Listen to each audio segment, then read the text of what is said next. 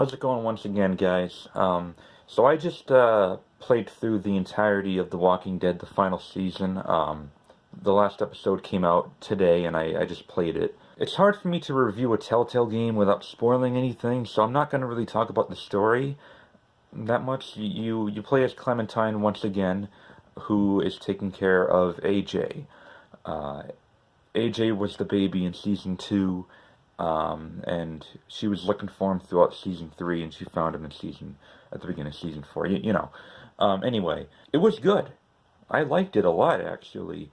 I definitely liked it more than A New Frontier, which I found lacking in many aspects in terms of characters and stuff, and in terms of relationships and what you say and how you can influence different people.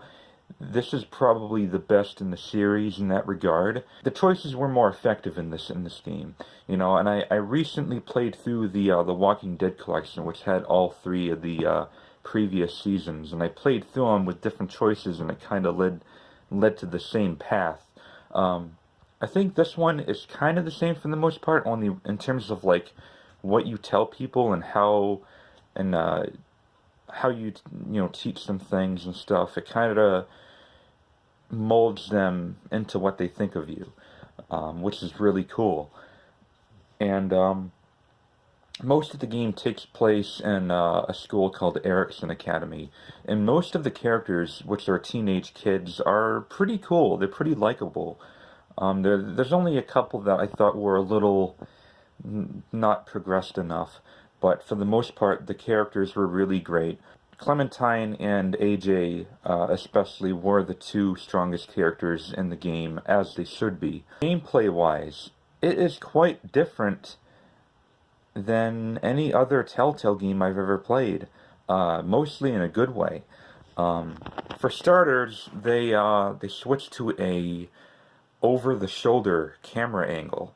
So the camera's a lot better this time, and instead of, walking around with a fixed camera angle somewhere, they're doing over the shoulder, kind of like what they did with Resident Evil over time. You're now able to run, kinda, or jog around when you're trying to figure out where to go. You can run in most places now. There's collectibles. There's actual collectibles where like you can just like find random stuff and put it in your room.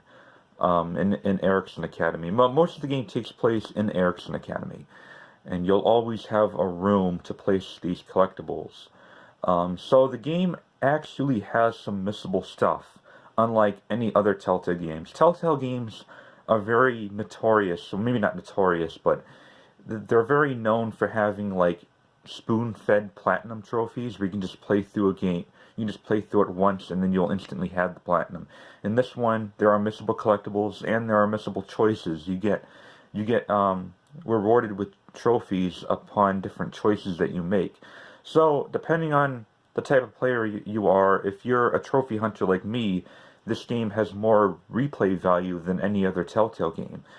And gameplay-wise, it kind of tried introducing a combat system. And this is the one thing I thought it got wrong, was the combat system that involved stunning zombies and then killing them.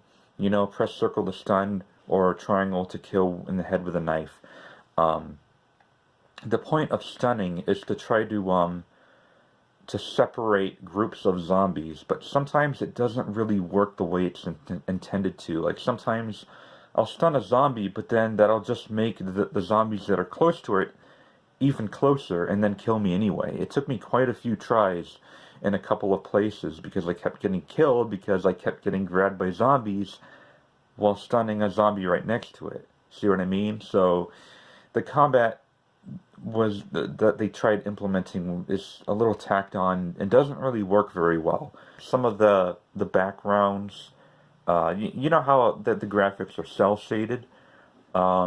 Sometimes like the backgrounds will be like black, like they're not colored in, and it's a little annoying. And whenever time someone like walks, I guess it's supposed to like implement shadows or something, or darkness, and whenever someone walks away from you and into that, they become black and white, and it was just a little Yeah, I don't know why.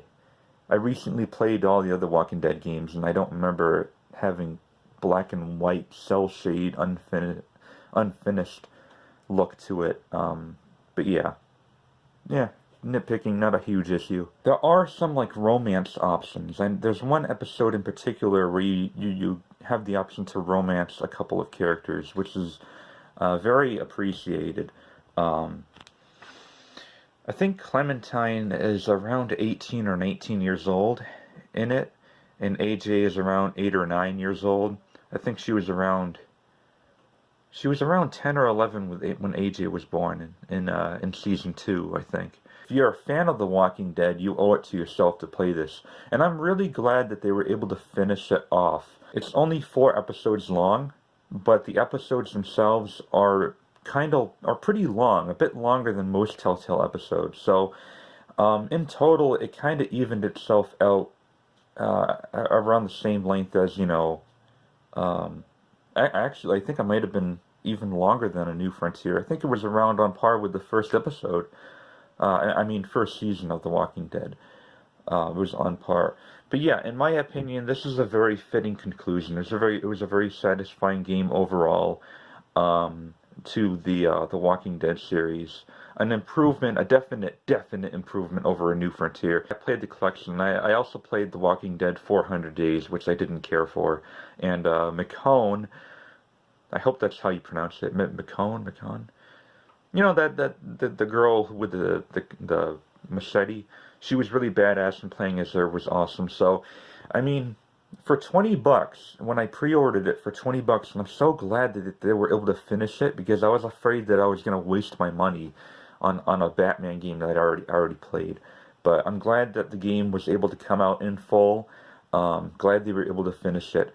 For $20, it's worth it. And it was the best $20 pre-order in history because when you got the game, you also got the entire collection of The Walking Dead for $20, the whole fucking series, and I could not be happier. So yeah, my final score.